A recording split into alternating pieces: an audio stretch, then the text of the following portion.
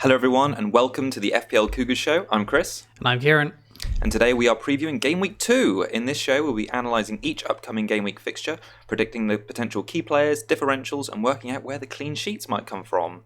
We'll be discussing Captaincy, revealing our teams and planned transfers, as well as our Cougar Cup picks and answering some of your questions. But before we get into the show, we just want to take a moment to say if you haven't subscribed to us on the platform you're currently watching or listening to us on, then you should do that right now. Because Kieran and I are going to be previewing every game week this season and it would be great to have you with us. I should also say that we're very active on Twitter and you can find us there at FPL Cougars. Kieran, that's the boring bit out of the way. Let's get into talking about fantasy. Should we start by talking about Game Week 1 and your team? Yeah, so high scoring first week, wasn't it, really, overall? I managed to get 91 points in the end, which is, the game week average was 65. So, yeah, obviously pretty good, 30 odd above that. That gave me a rank overall of 253,473. So, with 91 points, I'd probably expect that to be a little bit higher than usual. But, 253,000, I guess that's okay to start with. So I had Ryan in goal with 9 points, got some bonus save point as well.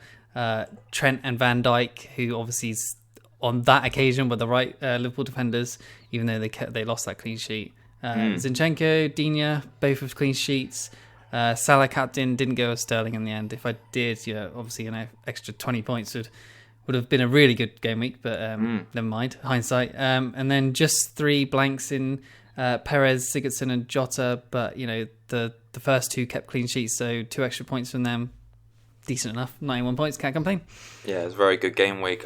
I was quite similar, so in the end we both ended up sticking with a 4-4-2 formation. I scored 82 points. My team didn't actually change from our Game Week 1 preview, so I had Pope in goal, Dean, Robertson, Trent, Zinchenko, Sterling, Salah, Perez, Fraser, Jota and Wilson, but I'm pretty happy with 82. My team was particularly felt quite template, so yeah, I feel like got off to a fairly good start, so lots to build on. I think we should probably move straight on to our manager of the week in the FPL Cougars mini league, because there were some big scores, weren't there? There was, manager of the week was Kitson FC. I'm probably not going to bother trying to pronounce his name because it's hard. So yeah, Kitson FC, 122 points, used his bench boost in Game Week 1, which is something I've thought about doing quite a few times but never really had the balls, but good on him. So he had De Gea 10 points, Wan-Bissaka, so the double up in defence of Man United against Chelsea, which is ballsy on the first game. Bolly with 9 points, which we didn't really see that happening with a Leicester clean sheet, didn't see that happening at all. Captain Sterling, and then he had McGinn and Leno with 7 each on the bench, so yeah, some decent points all round for him there. 122 points, I think he was something like 43rd in the world or something like that, so yeah, very good start. I'm going to have a go at pronouncing his name. It looks like Adeyemi Agbaje. How about that? Yeah, that's good. I'm sure if he's watching that you'll let us know phonetically how we've got to pronounce that for next week, because I would think you're going to be top of the Cougars League next week as well, because you've got a good team there. No Salah, though. No Salah. No? Paid off this week, though? Yeah, it did pay off this week. Should we move right on into our Cougar Cup picks too? Because you and I have this competition, don't we? Do you want to explain a little bit about what we're doing with this? So we're picking a player for each of us each week that we don't have in our own teams, under 15% ownership, and then we're just tallying up the scores that they get each week and adding it to our own totals for each week. And yeah, just so from Game Week 1, I chose Che Adams. Who I wanted. Yes, true. Have you got that on the screen now? Yeah, I do. Yeah. Okay, cool. So he was against Burnley away. He got 2 points. And then you ended up defaulting to Andre Gray. Why? Which had Brighton at home, and he also got 2 points. So yeah, we've failed on the picks, obviously, but 2 points each. So nothing lost, nothing gained. No. Can you reveal now? Not the player who you've got in mind, but like what position they're playing in for this game week. All right. Well, I got 2 options. I think my first option is forward. The other one is a midfielder. So okay, I've got a midfielder in line, and I don't think you're going to pick him. So I've not even thought about a backup. So okay, we'll see where we are in about an hour. Right. Shall we jump on into the preview in this game week? And should we start off with that Saturday plum fixture for Aubameyang potentially at home against Burnley? Are you a bit scared not owning him? Yeah, I was saying on Twitter to someone that like if I had Kane at this point, I probably would do that transfer to Aubameyang. Would you? For this week? Yeah. For this week. For this week, yes. maybe not for all time, but yeah, for this week sounds really good because I think he's never not scored against Burnley when he's played them in the Premier League. So yeah, he's got a great record against them, and he's obviously going to be nailed on. Looked pretty good. He had 4 shots, 2 on target, 4 in the box against who did they play at Newcastle, wasn't it? Newcastle, yeah. So yeah, he had XG of 0.70, which is pretty good. XA of 0.17, and then 6 points overall in that game. It's not bad. It's not bad. You'd expect him to do well, I think, in this game. I'm definitely worried of his haul capability here. Yeah, I think he's an interesting one. So I had a look back over his form against Burnley, and yeah, you're right. 6 goals in the 3 games he's played against them. I think he's bagged a brace there on 3 occasions, I believe, because I don't think he scored a hat-trick in any of them. So that's pretty strong form as Burnley sort of rock up on Saturday lunchtime. We actually had a question from FPL DB about premium forwards because we've seen Kane and Aubameyang return points in game week 1 and both being priced at 11 million. He said with Aubameyang and Kane repaying their owners, is it time to go 3 premiums? The cost of this, of course, being a less well-balanced team. Do you think it's too early to be talking about that? Not necessarily. Depends. If most people are probably going to roll their transfers, aren't they? So they can kind of do more things next week. And then, I've certainly looked at possibly trying to get Kane in for after City. Why not? They've got a great run of fixtures. We've seen so far that 3 premiums seems to have worked. With anyone that had Salah, Sterling, and Kane, they did well this week. So, I don't know. I like my team at the moment as well. So, I'm maybe not going to do it, but I'm going to see what happens this week and then judge from there. But 3 premiums, anyone who did it, they did well. So, good on you. Yeah, I think it's been an interesting first game week, really, for the premium assets, especially the strikers, because, like you say, Kane and Aubameyang both leading the ways in terms of shots and shots in the box for premium strikers. And that 11 million price point just looks really, really good. And perhaps now that maybe an injury to Alisson could dent Liverpool's clean sheet prospects, and maybe we'll see teams reduce their amount of Liverpool defensive assets, maybe going a bit cheaper at the back in order to afford this. I think that's a way people are looking at it, because I'd say now that with Adrian, we don't really know what their defensive capability is going to be like, and it could be a way to work in a third premium player, because I'm thinking most people have got Salah and Sterling at this point. Yes. Yeah, I think I would prefer Aubameyang possibly as well, just because we're not sure if Eriksen is going to stay or go, and Kane's numbers are way down without Eriksen in the team. So, Aubameyang looks decent. Obviously, tough fixtures after the Burnley one coming up, but he can obviously score at any point. But I think Burnley's chances are quite low in this game. I think Arsenal undefeated in 17 of their last 18 home matches, and Burnley's pre-season. I mean, it's funny, their pre-season form was good, and they had a great opening day, but just their record against Arsenal has sort of really put me off. Yeah, I think they haven't kept a clean sheet against Arsenal for 12, 15 fixtures or something like that. Something kind of crazy. Yeah. So, I'm just hoping for a Nick Pope masterclass and go rack up some save points. That's all I can sort of see happening here. Well, Burnley conceded 10 shots in the first game against Saints. It was Saints, wasn't it? Yeah. And then 4 in the box. So I imagine, with Aubameyang's 4 shots in the box last week, he's probably going to get chances in the box. So I can't really see a clean sheet for Pope, but the save points is definitely on the cards for him. Yeah. I also got to say fair play to anyone that ended up going Barnes over Wood, because Wood's pre-season form, you and I were discussing it last week, it was crazy good. He was just ruining everyone, and Barnes looked nowhere. And obviously we get to the business game week 1, and Barnes put on a bit of a show, didn't he, with those 2 goals. 4 shots, all in the box, 1 big chance to Wood's single shot. He also more than doubled his penalty area touches. I think Barnes looked like the key man for Burnley again. Yeah, Wood has Barnes had an XG of 0.84, whereas Wood had an XG of 0.01 and an XA of 0.01. So you really can't get much worse than that. You just have to be on the pitch to get a 0.01, I think. Yeah.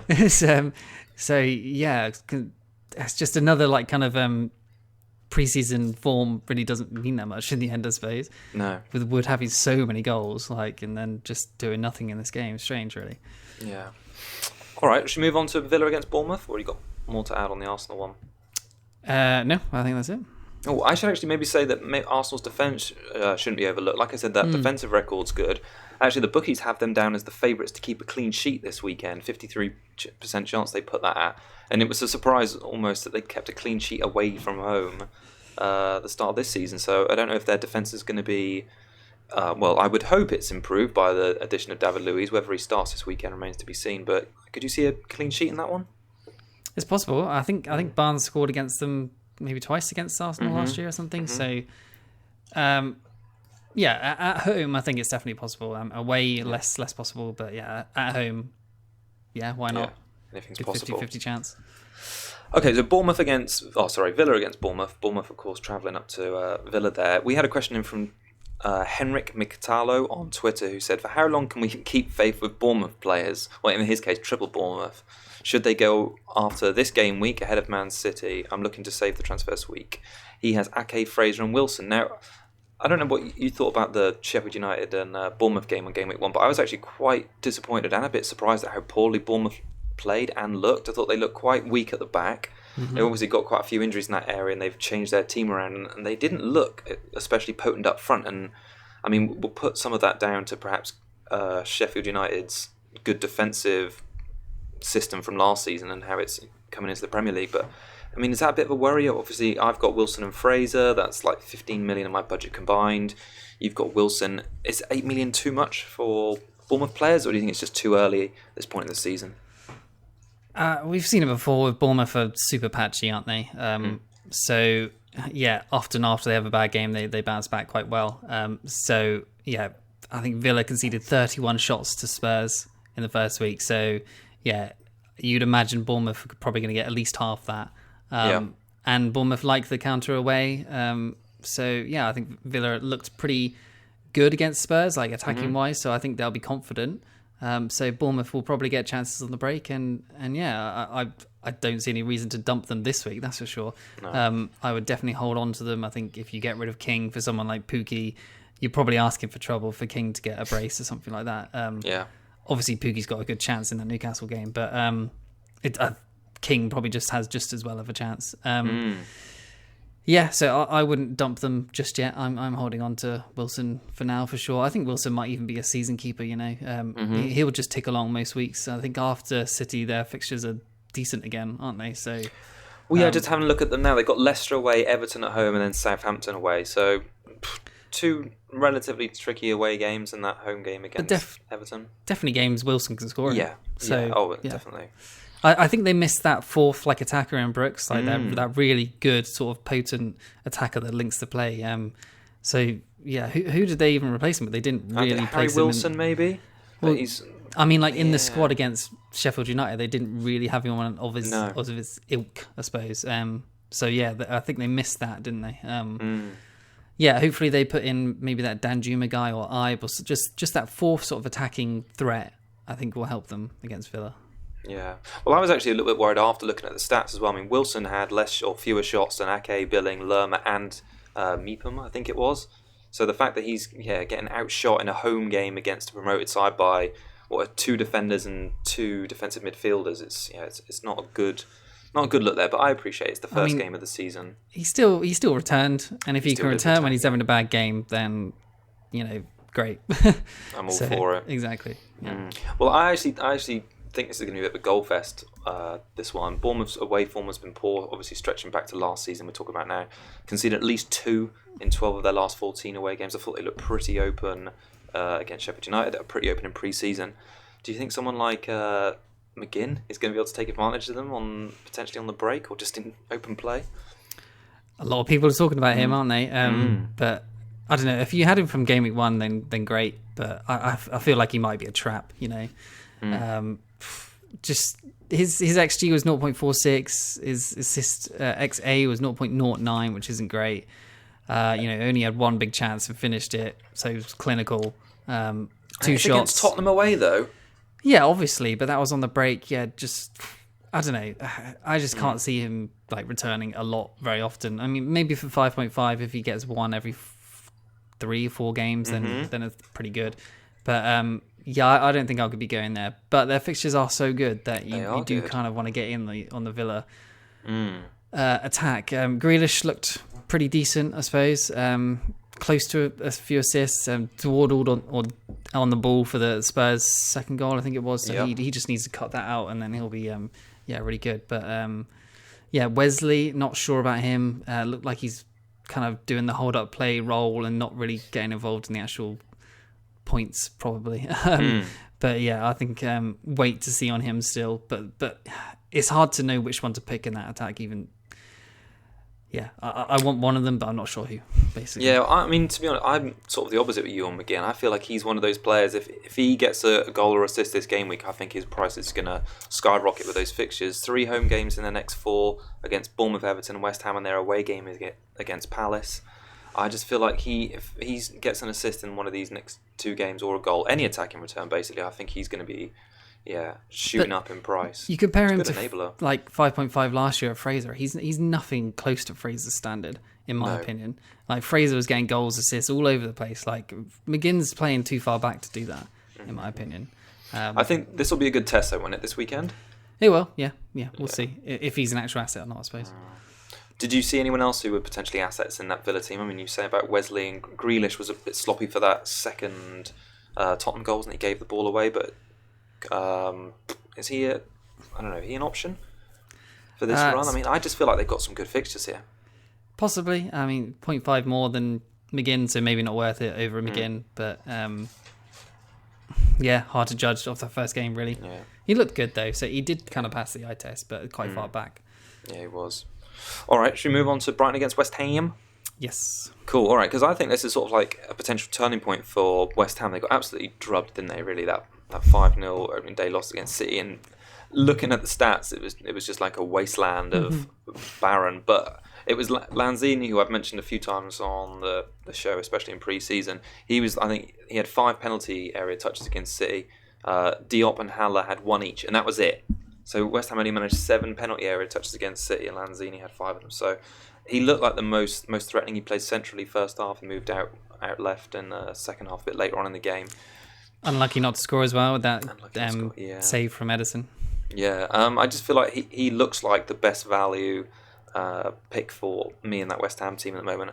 Up against, though, at Brighton side, you sort of surprised me this weekend with that 3-0 away win against Watford. Which way do you see this game going? That Matt Ryan pick, man, paying off. Yeah. Honestly, I think Brighton will keep a clean sheet here, you know? Okay.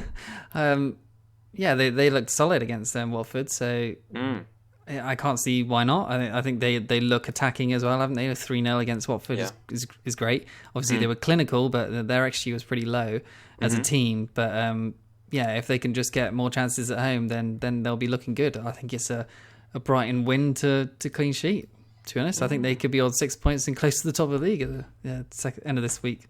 Yeah, they've got some great fixtures as well. Like we spoke about them as on our Friskin and Fixtures episode back in the summer. And, I mean, now that they've actually kicked off their season with a win, the fact that they've got West Ham and Southampton back to back, and then they play Burnley at home in game week 5 before going to Newcastle. That's 4 out of the next 5 fixtures are very good. The one big red one is Man City away, but yeah, I thought Ryan and the rest of the Brighton defence looked really good. I think Watford had 3 shots on target. I mean, they were very last gasp. Defending, especially the dunk went off the line. Yeah. So, they were kind of lucky, but at the same time, Yeah. And what did you think of Mapoy? Came on. I've been reading a bit about him. So, since he's played for, I think it was France under 20 level, and generally he's almost had like a 1-in-2 goal ratio throughout his career. He and Andoni came on and replaced Locadia and Murray. I mean, if you're, I was thinking about people with Chris Wood after that sort of pre-season form. Many people got him in their team. If they're looking for a player with some good fixtures and they're looking for maybe a bit of a differential for sure, do you think Mapoy is one to look at for these 3? I mean, I'd say these 4 of the next 5 fixtures are looking good for them.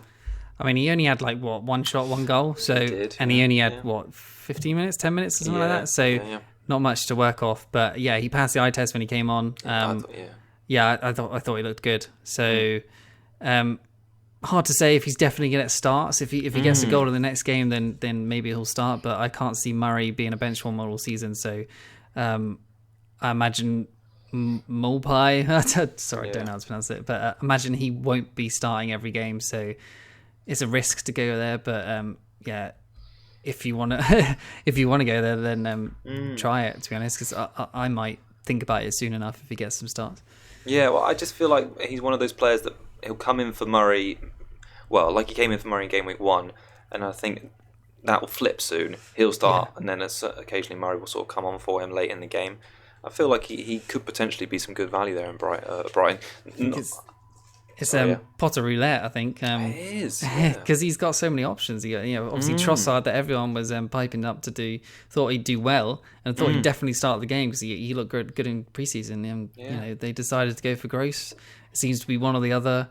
Gross had the experience. That's what Potter said, that he wanted for the away game. So yeah, Potter roulette is real. It's in full effect. Imagine if he subs out Matty Ryan in goal. Oh God, that would be a shocker. That would be a shocker. 9 points down. It's because guaranteed clean sheet. He is looking good for the clean sheet, isn't he, this weekend? But I don't know. Lanzini will probably Lanzini's get one, ruin it. Yeah. There may be some clean sheets in this next game as well because Everton can't score, can they? Oh, don't say that. Against Watford. Now, I'll tell you what, I watched the highlights back of the Everton game, and Sigurdsson, man, how he didn't return a monster haul, I do not know. I know. Him and Dino, they could have had 2 returns each, and I'd have been absolutely in the money. Yeah. Yeah.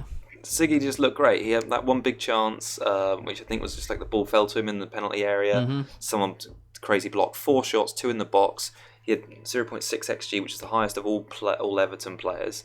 I just thought he looked really good. But it's been Everton's problem all pre-season. They can't score. They still can't score. They're going to start putting them away. Those chances are really close. Eventually they'll start putting them away. And, I want to still be on him when that happens. And like I said, Dina, had a few crosses, was very close, very super far forward as usual, So, yeah, I'm holding on to them both for the time being. They've got great fixtures. So, this Watford game, obviously, they conceded 3 to Brighton, who obviously aren't known for being great attacking-wise. So, Everton surely to score in this game, right? Keen to start, I'd guess, as well. I think so, yeah. I think they've got to do something to get them firing again, and he could be answered. Like you said about their fixtures as well, the run is so great. They've got Watford to come at home, Wolves and Sheffield United also at home in their next 5, away trips to Villa and Bournemouth. So you'd expect them to rack up some great points, as we've been predicting. And Dean and Coleman, I thought, both looked really good as well in this game. So Dean... what was it? He registered 6 crosses, as did Coleman. Coleman actually registered a shot on goal. Could have scored. Did you see that? Dean had a deflected shot. Yeah, that one big chance, didn't he? Yeah, they both overlapped really well, getting crosses in. I think Coleman had 16 crosses to Dean's 13. So they're getting into the final third, in a similar way to how Trent and Robertson do at Everton. So I think it's just a matter of time before those two start picking up some attacking returns. Yeah, I've got some stats on Richarlison versus Sigurdsson as well. So obviously Sigurdsson looks like he's the way to go for the offense anyway. So Richarlison on the first one and Siggy on the last one. So shots 3 versus 4, XG of 0.07 for Richarlison and versus 0.6 for Siggy. So that's obviously way better.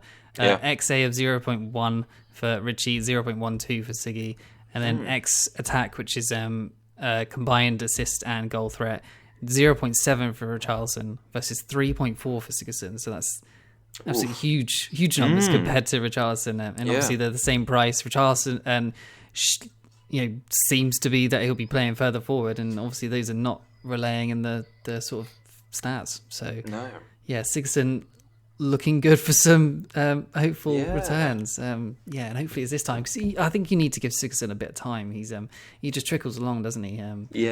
With 3 points, he obviously got the extra point for a clean sheet, and he's going to get an assist or a goal this week. I can feel it. No, you'd think so, wouldn't you? I mean, we both looked at him sort of extensively over the summer and last season. He'll just crop up towards the top of that midfielder rankings table by the end of the season. And I think it's games like this one, he'll just tick along with some points. And I think coming up against this Watford side, they just looked awful, didn't they? I saw Javi Garcia said after the game they were still suffering and not up to speed with the season. But that's got to be a worry, hasn't it? Looking back at their end of last season form, 32 points in the last 28 games. That's relegation form. To be fair, I think the goals they conceded against Brighton were pretty unlucky. The first one was an own goal, not much you could really do about that. The second one was super fast, clinical movement from Andoni. And then the third one was just really good at individual play from Mulpai or whatever he's called. Yeah. So I think they were sort of unlucky to concede. And I think Dawson is a good defender. I think their defence is solid. Do you think? I think he just looks a bit shaky. Yeah, He looks a bit old. No, well, that's true. He is old. But yeah, I think they were unlucky, and I expect them to not concede loads here. That's for sure. Oh, do you think? Okay. Because we had a message in from Blades Attack on Twitter who said, Watford's still a solid choice, or are they now poisoned given they appear to have started the new season the same way they finished last? So I mean, Jerry D's poison, I suppose. I think he is. He's way infected. Well, they got all the way to the FA Cup final, didn't they? And they sort of sacrificed their league form, which I can sort of understand, because their mind was elsewhere. None of the players would want to get injured. But I just thought they looked generally poor. But Dawson had 2 shots on target, both from in the box. But I didn't put that was like a sustainable scoring weight. I mean, we've seen he's scored goals for West Brom in the Premier League from set pieces. But I think I'd be more worried about his clean sheet prospects to go along with that and never starting him. But yeah, no one really sort of excited me from the Watford team. I saw Pereira had 3 shots, all from outside the box. So I don't know if that's sustainable as an attacking return. Yeah, it didn't really do it for me. No, I could see a loss here, probably 1 or 2-0, to be honest. Yeah. Their fixtures aren't too bad after this. They've got the London derby at home to West Ham in game week 3, but then they've got Arsenal and Man City before game week 6. So yes, a bit of a tricky start for Watford. Stark contrast to last year because they were like top of the league for the first 3 or 4 weeks, weren't they? Yeah, that's true. Yeah. So, what would you say to anyone like me who nearly had Jota? Well swerved.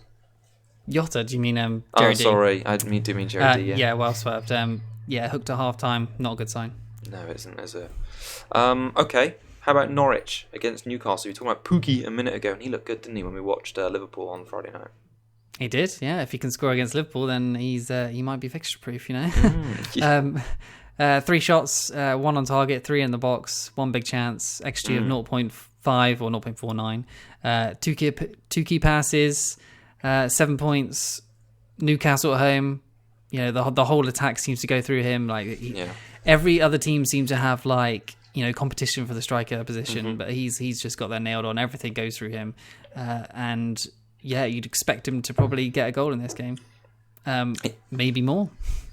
He feels a bit like Mitrovic was at the start of last season. True. Like he's the only striker, and he's going to be involved in a lot of what they do going forward. But I think he's a lot more mobile than Mitrovic is. He's got a lot more ways of finishing, and I'm really excited to watch him in this game because I think depending on how he performs sort of against a club who are in and around him. I mean, Liverpool did leave quite a lot of space and defended quite poorly behind them, so when Norwich broke forward, he was getting in behind quite a lot. But he linked the play as well, didn't he? He was really setting up his teammates for some chances. I think there's goals and assists in him. Yeah, the other players, I think they had 3 or 4 shots before the Pukki scored or something. So yeah, if they've managed to finish any of those, he could have had a few assists. They could have been 3-0 up or something if they managed to do that. So they look good and flowing going forward. And against the Newcastle team that probably going to struggle this season, then he looks good for a goal. Yeah, I like to look at attackers' shots in the box. I think that sort of gives a good indication of how well strikers are positioning themselves to get returns. And he had 3 against Liverpool, and that was the second most in game week 1 for any striker, 6.5 million or less. The fact he's doing that away against Newcastle, he was second to Barnes, by the way. Away against Liverpool. That's quite incredible. Newcastle conceded 8 shots and 7 of those were in the box. So Pukki's going to get chances here. Yeah, definitely. I know a lot of people have moved on him already from King, for example. But like I mentioned earlier, but for me, I'd probably still wait a little bit. Yeah. But if you want to go there, then I think he's shoo-in for a goal, hopefully. Yeah. On the Newcastle side of things, like you said, they conceded lots of big chances. I actually thought Joe Linton looked quite lively. Did. Norwich conceded those 15 shots to Poole. They gave them 2 big chances, and Joe Linton looked sharp against Arsenal. 3 shots, 2 in the box. I think it's going to be quite an open game, this, and I don't think it would come as a surprise to me if Joe Linton registered his first attacking returns of the season in this one. I thought Almiron looked a threat as well. Looked really bright in patches and lively. So I thought he looked good, and I imagine that Saint Maximan or whatever will probably start because he looked decent when he came on as well. At least full of beans. Yeah, a lot's been said about him. Like, he's a bit of a maverick player. Yeah. And he does look like that. I mean, what about his... You know that Shawn Michaels, like, get up from the floor? Yeah, what yeah, do I you call saw that? That little I'm not sure, pop-up. but yeah, it was good. Up like a kipper. What a brilliant little move that was. But anyway, that was quite showy. But yeah, we'll see. It feels like he's just... well, I hope not, but it feels like he's gone to Newcastle to sort of get a bit more attention for himself to potentially get like a better move. Because from what I've heard from other journalists talking about him, he can be a bit of a showy player. Yeah. Feels like a score draw this game, I think. Score draw, yeah, you like think? a 2-2. Okay, quite high scoring then. Okay, we're going to have to watch that one then. Okay. Shall we talk about Liverpool against Southampton? Yes. A lot of interest in this one because Liverpool are playing Super Cup tonight. And I thought it was quite a big moment in the season back end of last season when Liverpool went to Southampton and ended up winning 3-1. I think it was. And I feel like it's going to be equally big game because it's the first real test, I'd say, in the fact that they play midweek and playing the weekend, and it's a Saturday, Wednesday, Saturday. So, yeah, how do you see this one going? You'd imagine Liverpool win, wouldn't you? I guess I haven't seen the lineups for tonight. I assume Salah will probably play 60-odd minutes, 70-odd minutes, and then hopefully take him off for the weekend. Obviously, Salah is probably the biggest and obvious captaincy option this week. Saints looked pretty poor against Burnley. Conceding 10 shots to Burnley and 3 goals to Burnley is obviously not something you want to see from your defence. So you'd expect Liverpool to win out quite well here. I think Firmino is getting a little bit overlooked. He looked good. He had some good stats. 4 shots, 1 on target, 4 in the box. 1 key pass, 1 big chance created, 1 assist. So 5 points. Hit the woodwork as well. I think Firmino could do well. Expect Mane to start, wouldn't you? Yeah. I think Origi will probably go back to the bench, come on for Firmino or Mane later on. I think they'll start full strength, I assume. Do you want to know what the team is tonight? Go on, go for it. Alexander-Arnold's on the bench. Okay. Yeah, Firmino's on the bench too. They got front three of Salah, Mane, and Oxlade-Chamberlain is playing wide. Looks like Salah's going to play through the middle. So yeah, interesting lineup. Milner's coming to the midfield to play alongside Fabinho and Jordan Henderson. Otherwise, it's pretty much as it was on Friday night. So yeah, interesting to want to monitor that because if Gomez is getting a start in the Super Cup, I don't think that's an issue. Like we said, we've seen Trent get benched for harder games, and if he's going to play, away at Southampton, where he's going to get forward and get lots of assists, that's fine with me. He's got the rest. He'll play the easier games and probably get benched against City, whatever. Fine. Yeah, I'm not worried. I actually thought Robert looked really good in the home game. I was looking back into his stats to see how he got on. He actually had the most final third entries of any Liverpool defender or midfield, third most penalty box entries after Salah and Trent, and he had most touches of all Liverpool players, and a lot of their play went through him on the left hand side. So yeah, it wouldn't surprise me if after a game week or two he's back registering those assists, and also from the fact that he's so involved, that's just how he's building up his baseline bonus with those completed passes, interceptions and tackles, of course, as well. Yeah, I think something like 60-odd thousand people have already removed Robertson. It's crazy, isn't it? I don't know what they're watching. No, yeah, they look good. Don't do that. if you're thinking about it, don't do that. Liverpool are obviously goal glut as well from the end of last season. They've now scored at least 2 in their last 10 matches. That included, I think, I went back and checked, is the game against Southampton. Do you think there's any sort of prospect of them slipping up here, or you think it's pretty clean cut? Yeah, it's probably clean cut. I don't think it'll definitely be like a 3-4-0. 2-0 on the cards. I think. Southampton will probably make it difficult, but because they're at home at least. So I think Salah had 2 shots, 1 on target. Yeah, he didn't have the best game, but he's taking corners from the left now, which is another route for points. So he's probably the best captain. He seems to improve. So 2-0, 2-0, 3-0. We'll see.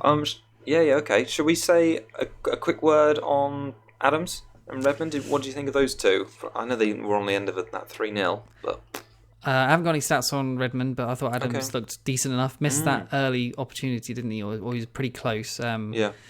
Yeah, I think that was his one really only chance. 2 shots, 1 big chance, XG of 0.33, so it's not great. No. But hopefully he can up that, and maybe not in this game, so got double defense, but yeah, in the future.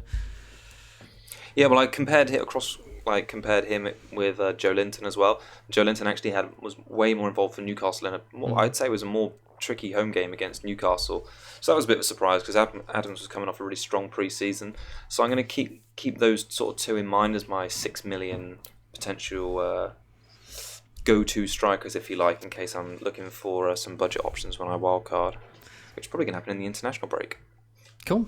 Yeah. Yeah, I was going to say about Redmond as well, actually. I thought he looked quite sharp. He had a couple of good chances, 2 shots in the box, 1 key pass. I think on another day, he puts that one in the top corner. You see where he cut in from sort of the left into the penalty box, forced Pope into a good save. So I thought he looked sharp. And it's funny because we've not really talked about him much with the pre-season Adams has had. But yeah, he's still there at 6.5 million in that midfield slot. So keep an eye on him in that one. I just don't rate him that much. Well, no, not that I don't rate him, but I just don't trust him. I'd probably never go near my team. Okay, I can understand that. Because all right, Tottenham go into the Etihad at 5:30 on Saturday, and we're looking forward to this one a lot. Obviously, Tottenham coming off the back of that huge Audi Cup win, they won their opening game of the season against Palace after coming from 1-0 down. But it's Man City, Kieran. How many goals are Man City going to score on the spot? Ready? 1, 2, 3. 3. 3 goals. Yeah. How many Sterling going to score of those? 1. Oh, so he's captain. I think he's going to get a couple of assists as well. So yeah, he's definitely captain. 1 goal, 2 assists, something like that. Sounds about I can right. see that happening. Okay. Yeah. I don't know. He's captain for me at the moment. Spoiler for later, but yeah, his form is great. Really hard to look past. First game of the season, I probably should have captained him high tight. Hat trick. Could have had more, couldn't he? Could have had an extra assist for Jesus. Could have had another goal. Yeah, it looks huge at the moment. Oh yeah, so happy to own him, and rather than not. So yeah, he had 4 shots on goal, 4 on target, 3 big chances, 3 goals, an X attack of goal, which is goals and assists, or 8.0, which is huge. So 20 points. If you captained him, 40. I've seen a few people who triple captain Sterling. Big balls there. 60 points is massive. So yeah, his form against top 6 teams is pretty good too. So yeah, I don't see anything other than a City win really. But it could easily be a 0-0, or it could be loads of goals. So yeah, I don't know. I'm definitely not sure about a 0-0. I just think City are too good for 0-0s. True. I think it. What was it? Was it 4-3 to City in the Champions League game? They eventually lost last season. Yeah, I was speaking to someone about this on Twitter. Like, it had more weight to it, didn't it? Like, it was to get to the final or semi-final of the Champions League? To get to the semi, yeah. So yeah, there was loads riding on that. Whereas this one is second game of the season. A little bit less riding on it, I suppose. But yeah, it could be tight, could be goals at the same time. Yeah. Backing up what you said about Sterling and his good record against top 6 sides, well, have a look at how he's played against Tottenham. He's actually scored 7 goals from 14 games against them. And I believe he missed a huge big chance in the league game shortly after the Champions League game back in the last season. And I think he scored 2 in the Champions League game, and obviously he had that one ruled out for offside right at the end. So yeah, he's looking like a really good captaincy option. I just feel like Tottenham's away form has been poor. It was poor at the back end of last season as well, and the fact that they conceded that relatively sloppy goal against Villa, they got Kyle Walker-Peters in at right back. Remains to be seen how he gets on. I feel like Man City are going to want to put a marker down here. Yeah, Sterling up against KWP. Yeah, you kind of like that, right? I do. Yeah, I do. The fact they've had the week. I mean, we'll talk more about captaincy in a bit. The fact they've had sort of a week to prepare for this one, whereas Salah and Liverpool may be going into that Southampton game after playing midweek. True. What do you think of the KDB performance, though, talking about Liverpool, Man City mids? Yeah, look decent. Lots of penetrating balls. Good assist. That's probably all you're going to be getting from him mostly, though. Like, when he scores, it's a bit more rare. But yeah, a goal per game is pretty much what we're expecting really from him, isn't it? 9.5 maybe a bit too expensive for that, but is KDB, great player. So, I wanted him just for the kind of money, the cash cowness of him being able to go to Son or Pepe or something. But yeah, he looks good. If you've got him, keep him for sure. Yeah, 2 big chances created, 4 key passes. I think KDB's just going to roll on this season. I feel like we'll probably get to like game week 26, and you and I will both be saying, why have we not had KDB from game week 1 as he's like nearing 200 points, and we're both crying salty tears. What about Cancelo? Because he's joined City. He joined before the weekend. I don't think we recapped him in the last show. Who's he going to pose more of a threat to, Walker or Zinchenko? Are you a bit worried as a Zinchenko owner? Slightly, but not for this week. I'm not too worried. I think Zinchenko and Walker looked good in their first game. They're playing for their position, aren't they? So I think they both bought it out the bag. Zinchenko handled himself fine, and I think he'll do fine against Spurs as well, to be honest. So there's not much that kind of goes down his wing. The Spurs are quite narrow up front anyway.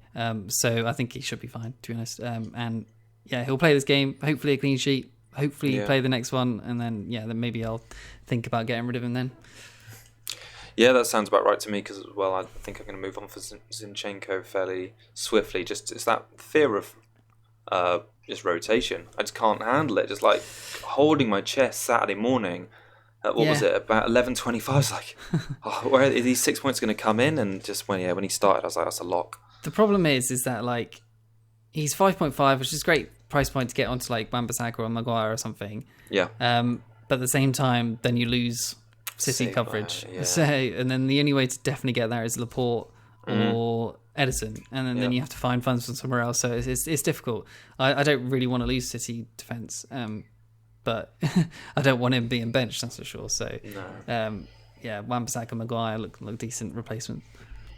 I don't like to go too much up in the air with like talking about potential transfers, because we could just end up talking about things we might do for hours and won't mean a lot. But now that Liverpool have got a potential 4.5 million starting goalkeeper for the next 2 months, maybe longer, which is 6 to 8 games, there could be a rationale said for getting Adrian and getting Laporte for one of your Liverpool defenders. But something possibly to think about. Mm-hmm. I just wanted to say that Aguero looked, I don't know, fairly sharp. He missed that penalty, obviously got to retake it, was never going to miss a second one. He as well has a fantastic record against Spurs, 11 goals in 16 games against them, 4 assists. I feel like if anyone's going to, I don't know, stop Sterling from getting a mega haul this weekend, it's going to be Sergio coming in. I kind of feel the opposite. I don't see any reason for him to drop Jesus, who played well. I think Jesus will start again, to be honest. All right. Oh, okay. Have you given a little bit of a hint away to who your Cougar Cup pick might be this weekend? No, not at all. Sorry. All right, okay. You just quite like Jesus. Yeah, Jesus played well. He could have had a goal and assist, and under 3% ownership or something, I think. So even Mahrez, he got 3 assists, 3 just quite under the radar assists as well. Yeah, he did, yeah. Yeah, he played well. That we didn't really see Bernardo being benched, but I can't see Bernardo staying out the team for very long, because he's Pep's wonder boy. But there's loads of routes there, isn't there? Obviously, the Pep roulette is a issue, but why would he drop Jesus? I can't see any reason why. But I just feel like Aguero is the better striker, and for a big game, I feel like Sergio's going to come back in. But, maybe. So Kane, he had the most shots of all forwards in the last game against Villa. 8 shots, 2 on target. 2 goals, obviously, at the end. He looked fairly uninvolved, I suppose, until about the 80th minute, something like that. 2 key passes, 13 points. It's kind of what you get from Kane nowadays. Doesn't look involved, and then pops up with 2 goals. Just needs 1 chance, and he'll finish it most of the time. So, his. Actually, I haven't got his XG down here, but his XA, which I think if he can put his assists up, which was 0.28, if he can put his assists up for 11 million. Then he's a no-brainer to have, I think. What do you think about him? Well, I think just fair play to anyone that went the route of 3 premiums and gambled on Kane, Sterling and Salah, because I would imagine around sort of like half-time, 70 minutes, game week 1, your knees were shaking hard and you're thinking, got to get Kane out, it's a bad decision. But he's cropped up like Kane can do with those 2 goals. I thought, like you say, he actually played quite well. He had tons of shots, which is notorious for Kane. If he can keep fit, keep scoring, they've got these great home fixtures. I think he's going to rack up the points, and it almost feels like the way you and I are set up now, we'd almost have to break our team a little bit to make such huge sacrifices to get him in. on a wild card, so he'd really have to deliver. But I think if you've gone there from game week 1, I think you'd be pretty smug with yourself. Yeah, although this game, he probably won't score, but we'll see. No. We had pop up with a goal though, couldn't he? Yeah.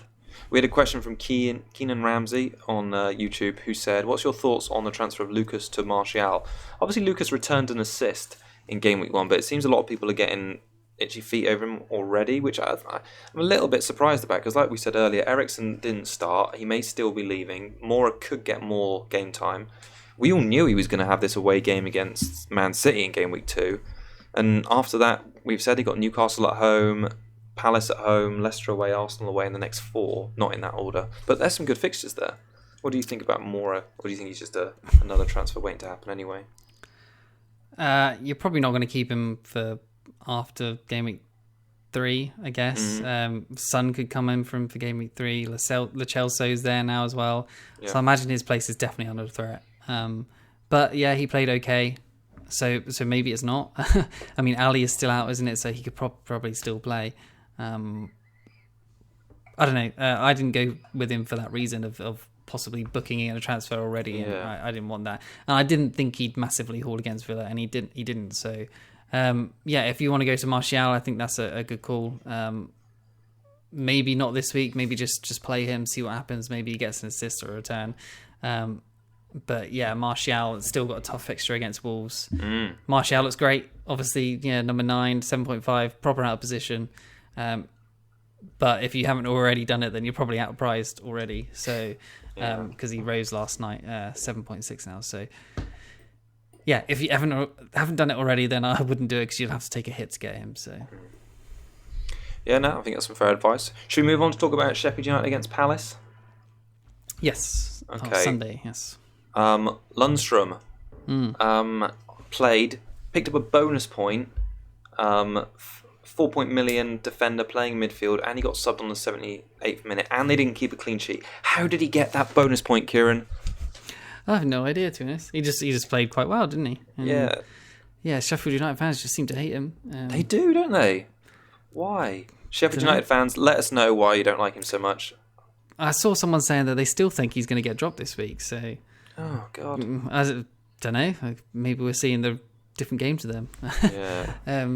We're looking at it through our FPL glasses, aren't we? Probably. But Crystal Palace at home, who looked pretty crap in front of goal.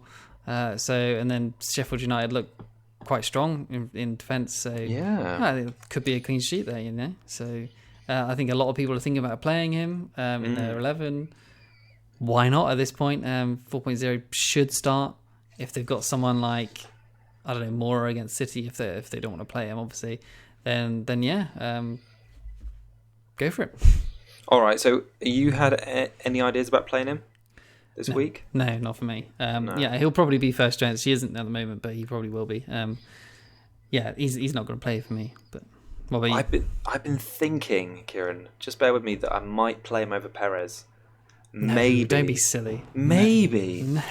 It's like a nailed-on clean sheet against it's a not two-pointer. It's not a nailed-on clean sheet. The thing is, if he doesn't start, he definitely won't come on. All right. Sheffield United aren't going to bring on a holding midfielder to try and win a game at home against Crystal Palace. They're going to bring on one of their strikers.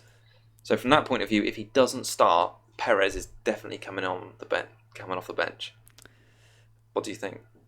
You don't. I mean, you could try it, but not for me. Don't advise it. No. I'm just thinking it looks like a plum fixture. They defended well against Bournemouth. They got a home game against Palace. Zaha will be back. He'll start, and he'll they'll score against Sheffield United. Okay, all right. Do you see any other assets in this game performing interestingly? Because I have not got many people written down here doing a lot. Not really. Callum Robertson looked quite good. McGoldrick had 2 shots outside of the box though. Speculative efforts, but he got on the last defender quite often, which was interesting. It could be a 0-0, could be a 1-0, either way. I can't see many goals, really. He actually had the highest XG, this is McGoldrick, sorry, of any player that didn't score this weekend. So I was like, fair play to you. But the shots I saw him take didn't look like great chances. He had hit one from like 20 yards out across the goalkeeper. Yeah, strange really that he's got a high XG. That's what. So maybe the Boffins Opta can DM me and just explain that one. But Palace. I'm just interested to see what Zaha sort of form Zaha can get back to. I mean, was it PVA, who's a popular fantasy football player, and he just was not arguing, but stating his case for having Wilf in his FPL team and that Wilf's going to come good. And it's a shame they've got a tricky start, Palace, really, because, well, I say tricky start. After the Sheffield United game, they got United away, Villa at home, Tottenham away, Wolves at home. So I said 3 out of their next 4 fixtures after the Sheffield United game are tricky. And I'm really interested in Zaha, but I want to see him sort of complete in 90 minutes and see how he's looking fitness-wise. Because if he only played 20 at home against Everton, I'd be surprised if he completes 90 in this one. Yeah, I've said before, actually, having said that all about Sheffield United not keeping a clean sheet, I think Zaha with Benteke is just, I don't like it at all. So I think Maya is not proving to be as good as I thought he might be. And Jordan Ayew is just trash. So, exactly. There's not much going for Crystal Palace, really. I know what you've just talked yourself into. Playing Lundstrom. Captain, maybe. Captain. Lundstrom's guaranteed 12 points. Yeah. Meyer actually had 2 shots in the box, which was joint most of any 7.5 midfielder, which is the game week 1 sort of stat I just love. Because I'm never going to get his XG was probably super low, wasn't it? It was probably super low. Yeah. Cool. Should we talk about Chelsea-Leicester, the game which I'm going to bench Perez for? I mean, okay. Bookies have this down as the second most likely clean sheet of the weekend for Chelsea, which I think is a joke and a great example of why I don't bet. But, Chelsea kept a clean sheet in 5 of their last 7, but can we see it after they just got ran through quite literally against United at Old Trafford? No, I think if the Chelsea first back 4 starts tonight against Liverpool and they concede 2 or more, then they're going to be pretty unconfident in this game. And I think obviously Leicester are a good attacking team, so Chelsea are probably going to be the ones to hold most of the position of the ball, and Leicester love to break, don't they, with Perez and Vardy. So I think this is perfect game for Leicester to do well, and I fancy Perez to stick the middle finger up to all the non-believers. You're just saying that so you sneakily bench Perez while I play him and you play Lundstrom. Nah. We bought him for the reasons of these games. We know that he can do it in these tougher games. So he's there. He provides great value. Like pretty much, his heat map wasn't exactly alongside Vardy, but he was one of the 3 furthest up the pitch. So 6.5 is good value still. I think he'll come good. Yeah, I'm actually joking a little bit. I mean, he had 5 penalty area touches. I think it was only Tielemans on 6 who had more. Vardy had none by comparison. Vardy also didn't have any shots in the game against Leicester. Why do you think Leicester played so poor? Like I only saw the highlights of that one, but they only managed 3 shots in the box against Wolves, and they've now not scored in their last 3. So that was the last 2 of last season and this one. I think that's a bit. And you think that's? I mean, Wolves last season historically weren't very good defensively. They've not changed their defensive shape at all this season. Might just be teams figuring them out, that people know that they want to break. So it might just be that. Not sure, really. I mean, someone to look at is probably Maddison, who had 4 shots. So I think 2 of those were free kicks, though. But his average position was basically just behind Vardy, of like up there. So Maddison at 7.0 might prove to be really good value. Pass the eye test, I think. But it was 0-0, which we really didn't expect, did we? Which is we thought would be a goal fest. Goals. So, Leicester conceded 8 shots, so 3 on target, 0.41 XG for the whole team. I don't know. I think Perez can get a goal. Vardy could possibly do as well. What do you think about Chelsea then? Well, I was going to say, it looks to me like tonight they're playing the full-strength team, which I'd imagine them to play against Leicester. So that is Abraham's come out, Giroud's come in, Barkley's gone out, and Pulisic's come in, I think. And also Kante's come in as well. I'm not sure who else plays central midfield. I hope Pulisic does well, because I'm interested in him. Yeah, I'll tell you what, the person who I was most impressed with at the weekend, and the numbers back up as well, was Emerson at left back. Because he was posting up some sort of godly Alonso-like numbers. He had 4 shots, 3 on target, 3 in the box, and 2 big chances. I've got wow written down. Hit the bar? He hit the bar. I've written down wow, and I bolded it. So, wow. He looked good. He did. But he did. if they're going to concede goals every weekend, I don't want to touch him. But 5-5. Yeah, you think after the Leicester game, then they've got good fixtures, haven't they? For a long time as well. So yeah, he could be one to get in, assuming he keeps his place. We don't know. He's definitely nailed on. No, because this is only one game. Trying to think of the word, but yeah, one game so far. So Alonso could easily come in at week 3. We wouldn't know, but no. Yeah. Now then, should we talk about the final game of the weekend? Yes. Because I've got a good question here from Davro the Legend. You won't have seen this one because it was on our YouTube community channel and it made me laugh a lot. So he said Rashford is overpriced at 8.5 million. However, is anyone going to take a punt? He really is the number 1 striker. Kieran, you know you want to. Do you want to get Rashford in? No. Oh. I mean, maybe. He also goes on to say, personally, he's sticking with Marshall, whereas Rashford seems to be more on the wing, inside forward. He'd be interested to hear your thoughts. Who do you think? I mean, we both watched and enjoyed the United game on Sunday, didn't we? Mm-hmm. And their attacking prowess was there to all to see. Martial's been given that number 9 shirt. Looks like Ollie wants him to play centrally and Rashford wide and swapping every so often. Yep. Yeah, which of those two are you more interested in? I mean, Rashford's good because he's got that sort of forward tag, and then there's not that many forwards that we really want at a good price. So 8.5 is a decent-ish price for a forward, at least. Maybe not for Rashford. Yeah. I'd prefer if he was 8.5 or 8 or 7.5. I think 8 would make sense for Rashford. Yeah. But yeah, 8.5 is still quite a lot. I think did he rise last night? I think he did, right? He did, yeah. Yeah, so 8.6 he and Martial both did. Yeah, 2 goals. It's clinical for Rashford, but he's far from clinical, isn't he? He needs to step up, obviously, because we don't have a 30-goal a season striker, so it needs to be him and Martial. So yeah, I mean the signs are good. If he can keep it up, then great, and then I'll look at him on the wild card possibly. But I think for the time being, Martial is great value, number 9. Ollie said he wants to be getting all those sort of tap-ins in the 9 position. And at 7.5 our position, Martial I think is the one to go for at the moment. Yeah.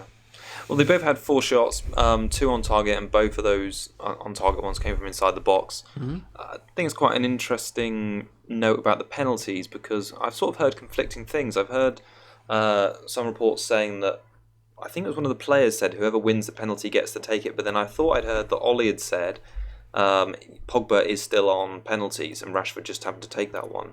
So I was a bit confused about who's actually going to take them, so that's one worth monitoring. Well, I imagine if the rest of the team get fouled, then Pogba will take it. Yeah. If Rashford or Martial get fouled, then they'll probably take it. Yeah, maybe. Lingard probably won't take one. Can you imagine Harry Maguire taking one?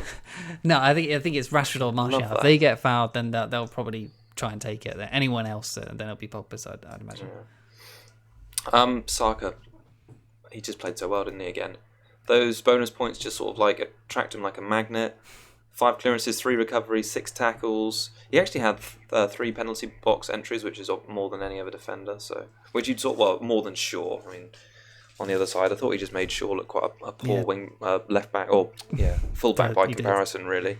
I mean, 2 bonus in a 4-0 win, no attacking returns. Yeah, it's good, isn't it? He's the boy.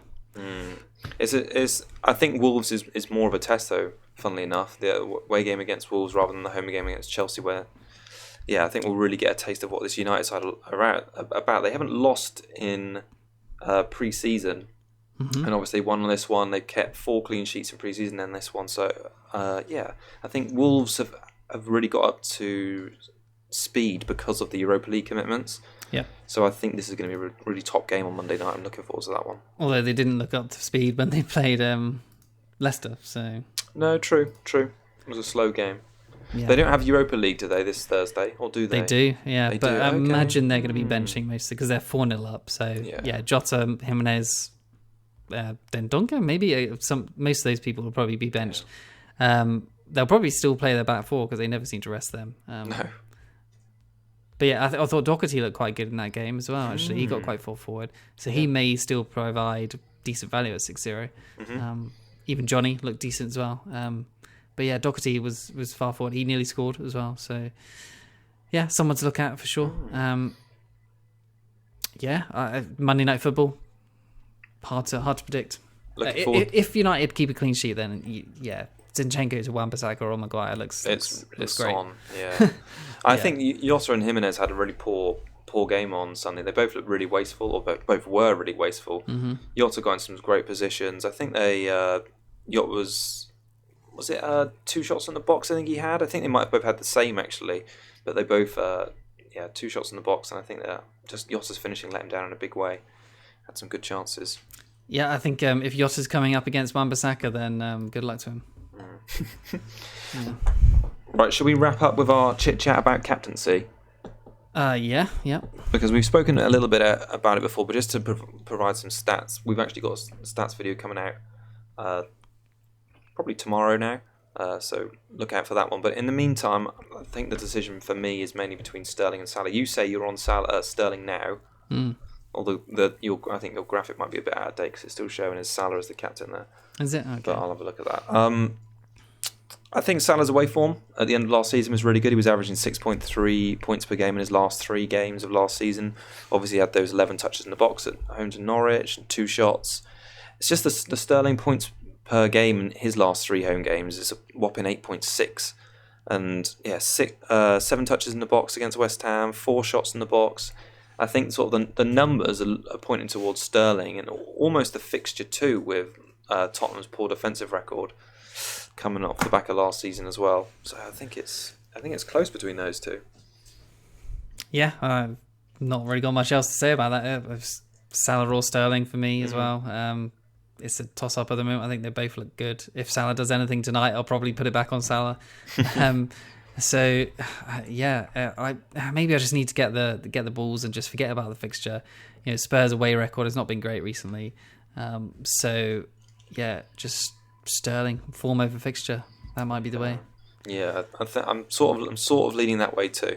It looks like it's going to be sort of like a typical case that Aubameyang sort of like stings us all in that Burnley game. Yeah, early he'll kickoff. well. Yeah. We'll be like 40 points behind before those 3 p.m. fixtures even kick off, Kieran. I think there was a tweet on Twitter saying that Sterling, after he's hauled or a brace or whatever, usually blanks the next game. So, don't know, does that worry you? A little bit. Yeah. Because I do considering like the fixture as well. Form. Yeah, considering the fixture. But I'm just going to sort of go that he's like new and improved season 1920 Raheem Sterling, and he's like a menace and a machine. And he's going to I just feel like it's going to be at City, going to be really up for it. Evening game. I feel like if they score early against Spurs, I think they could easily score 3 or 4. And I'd back Sterling to be well involved in at least 2 of the goals. Yeah, I agree. But yeah, Salah away at Southampton also it's a great. good fixture as well, isn't it? I know. So it's our first tough one. Do you remember game week 2 last season was that one where was it Guerrero? Guerrero, and he was reported ill. Mm-hmm. So I suppose everyone look out for that. If Jamie Jackson of The Guardian says, did you know Bernardo could play instead of Sterling? Don't listen to him. Yep. Don't listen to him. Cool. Shall we do our clean sheets? Ooh, okay. Because I've got 2 written down. I forgot about these. Everton, I'll go for. Mm-hmm. And then I'm gonna go Liverpool. Will be my second. Okay. Yeah, I think they'll keep on. Yeah, I picked out Everton as well, and the other team I picked out was Sheffield United because Lundstrom's just been talking to me. He's been DMing me all week. He's been saying with clean sheets coming. All right, Cougar Cup pick. I'm so excited about this. Oh, okay. So it's my pick first, isn't it, this week? Yep. I had 2 options. I had that one option in case, and it's going to be McGinn from Villa. Is it really? Bloody hell. Yeah. Okay. Don't you bloody help me when you see him get a double digit return. Oh, okay. All right. Interesting. What's his ownership? Less than 4%, I think. Last I looked. Okay. All right. It's a mega differential. I'm not sure who to go for now. I have 2, so I should tell you both of them. Pukki was the first one, 4.9%, and then I got Pepe at 9.5 million. Burnley at home, 4.7%. I think you'll start this one. So, if Pepe doesn't play, do I get default of Pukki? I can't remember how we handled this last season. Yeah. Yeah, I think we did. If the player misses out, you have your backup. So Okay, I'll go Pepe then. okay, what on your backup being Pukki? Yep. Okay, Who's your backup? My backup's going to be Gabriel Jesus. Okay. Because I think he's still owned by less than 15%. So yeah, He's okay. under 3%, I think. Let's just go back to the Cougar Cubs screen just so we can just have a little look at that again. So yeah, we're both on 2 points, total of 2. So what we're going to do is we're going to do it basically on the calendar month. So however many games are in the calendar month of August, and then we'll also total up like our total winnings, if that makes sense, and see where we finish. I'm just excited to see a picture of John McGinn next week in my big square here. Yeah. My rectangle here. Oh, awesome. All right, I think that's everything, isn't it? Yep. I think we've done it all. Thanks for everyone for joining us. We'll be back next week with the sort of preview show. In the meantime, look out for our Captaincy stats video, which is the new one from us, which should be dropping Thursday evening, Friday morning. If you have any questions in the meantime, tweet us, YouTube us, all that sort of good stuff. We're on Apple Podcasts and Spotify, so yeah, get in touch. Listen, put us into your brain. Cool. All right. Until next week, it's goodbye from me. Cheers and good luck, everyone. Bye-bye.